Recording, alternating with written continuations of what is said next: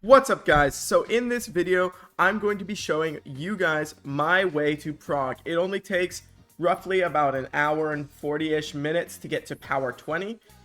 Realistically, you could do it shorter depending on your build. If you have high weapon stat, it might take a little bit longer, but this method is really easy. You don't have to go to the depths, you don't have to do any bosses to get to power 20. You just have to beat trial of 1. You have to be able to beat trial of 1. It's really important that you know how to beat trial of 1. But anyways, let's just get into the video. We're just gonna skip through trial of 1 right here and get to the next step.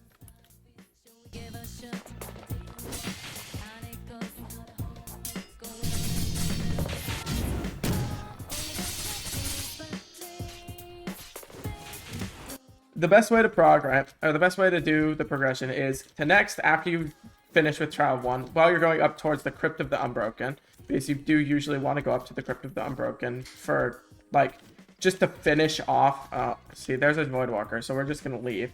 If you get a Voidwalker, obviously, you just leave the game, because nobody wants to fight a Voidwalker fresh out of trial 1. I'm just going to go to the private server. Of course, you probably won't have that luxury, but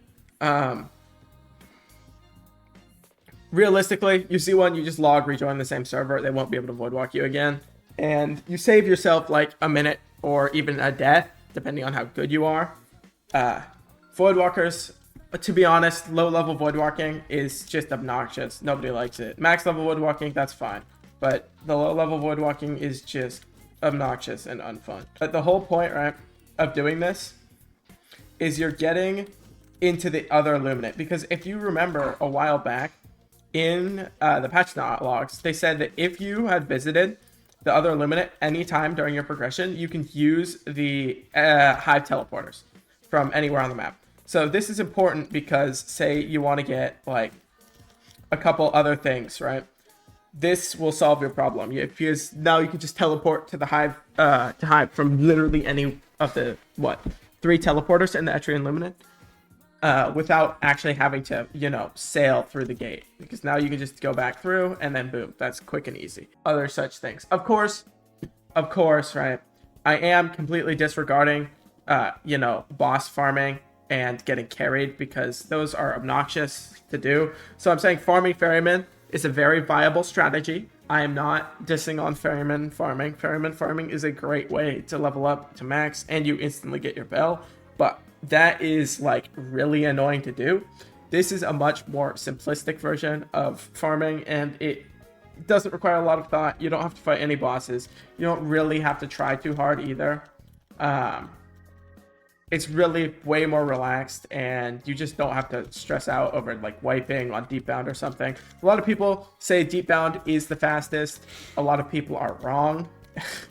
Deepbound is not actually that fast. Up with like around 30 knowledge by the end of it if you do it correctly, which means you shouldn't have to do Etheron or anything if you have made the build with a reasonable stat order and reasonable luck. But to be honest, progging in this game isn't too difficult. It's just like a little bit tedious. Of course, I will skip ahead, probably past a lot of this stuff because I'm just yapping. We'll just skip to when I get to Trial of 1, or when I get to the Crypt of the Unbroken, actually.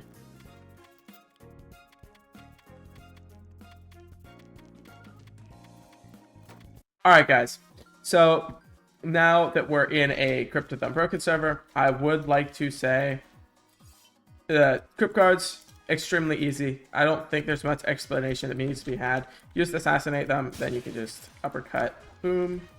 Then you just get like free stuff, spawns puppets, whatever. But this, of course, when they're up, yeah, see, they just die. If you have flame charm, you can use flaming uppercut or whatever to set them on fire, so they die. Otherwise, you'll have to carry them out so they don't, aggro everyone. I don't think anyone really needs a guide to Crypt of the Unbroken. I don't think it's particularly difficult. So as it happens, the next part of this prog is actually going to be preventing yourself as a Voidwalker from getting Voidwalked. Because everyone wants to be a Voidwalker, nobody wants to get Voidwalked. Actually, I don't know if everyone wants to be a Voidwalker, but to be honest, this Origin just gives so much free stuff. You get the Void Heart. If you're making a PvP build, Voidwalker is basically needed. So you can, you know, go gank people, go spin the ganks, do whatever, do whatever. If you don't care about that, the Ignition Union Origin is fine. In that case, basically do the exact same thing. Go to Trial of 1, do Crypt of the Unbroken, and then just go to Starswept Valley. Obviously, that's basically exactly what we're going to do. But then you have to deal with Voidwalkers. With Voidwalker, even though you do start with a bounty, you can easily remove that bounty just by selling wood to Etris, and that's actually what we're going to go do. And while we're there, instead of just selling wood to get the bounty off, we're just going to grab the Duke key, because he's very convenient for an attunement uncap at the end of the build. Basically, once you do, you just go to Etris, you do sell wood, and if you feel like it, right, you could even sell enough wood for ally rep to get Maestro if you so desire. Usually, I don't go for that, but Duke is easy. He's an easy boss. He's probably one of the easier bosses in the game. If you prefer doing Etheron or Ferryman to get your bell, it's all up to personal preference. I find Duke rather easy, and he's also very convenient because he's kind of stationed right at where the Hive Teleporter puts you. You don't have to really go anywhere. You just have to like go through Arisia for a bit, and then boom, you're at Duke.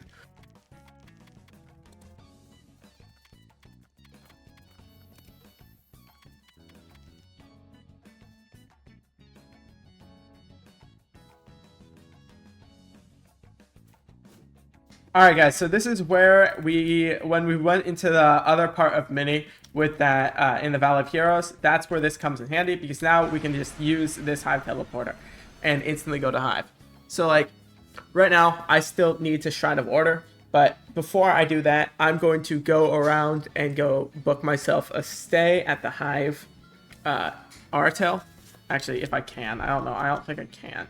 So if you're a Voidwalker, you start on bad rep with the Hive, I believe. Hold up. Oh, do I? Okay, wait. Maybe if I spawned in as... Yeah, no, I didn't think I was. Alright. I believe the Ganymedes and Vesperians actually like get a free pass, even if you are a Voidwalker with the Hive, because you start with slightly higher rep. But as you can see, we just place down your guild base, so you can TP back and like really quickly. Then you go through this teleporter right here, to the Songseeker. This is just so you can go run over to the Shrine of Order, and then you reset back. Alright, so now you Shrine of Order. Stats should look like whatever they are in the builder. Mine do. See, there you go. Apparently you can just cancel the quest and then talk to him and you get the Iron Bomb. But whatever. So now we just reset. But as you can see, now we're in... Alright, so as you can see, I'm here in Great Hive now, and all we have to do to prog from literally current power 9 to power 20 is kill Threshers repeatedly. Literally, just everything you can do, really, it just boils down to collect bounty board, right? Pick up the bounty board. The most difficult part of this, my prog currently, is definitely going to be getting up to a 90 intelligence, which, you know, whatever, you have to just sit with an encyclopedia for 10 minutes or whatever. Otherwise, you can see stuff spawns, but the main trait is this right here. See, all these jobs completing at the same time gives you an insane amount of XP. It's actually like ridiculous how good the XP gain is when you get all these, which means basically if you do this strat, you will never, I mean literally never, have to level up, have to waste time like leveling up, what's it called, or like waiting for XP. You'll never be XP locked by anything, because there's the Kingfisher and the Little Thresher, whatever. A lot of times things get distracted by other things in the thing, like other things in the Starswept Valley, like as you can see, this Thresher right here, the other one got distracted by, you know, the big mech. And I can just kill those both at whatever. But I'm just going to speed this ahead for you, and we'll see how long it takes to get to power 20.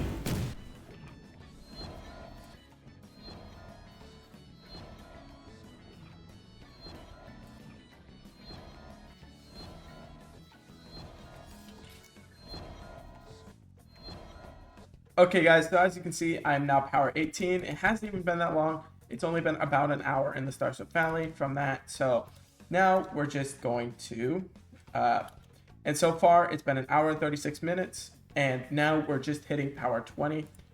So now with these investment points that we have in here, right? We have to do that. Yeah, well, you don't have to record. You already posted a video today. Holy shit, bro. Alright, so as you can see, power 20, we got all the stuff. Now we just need to equip my weapon and then go fight Duke and go do a couple other things.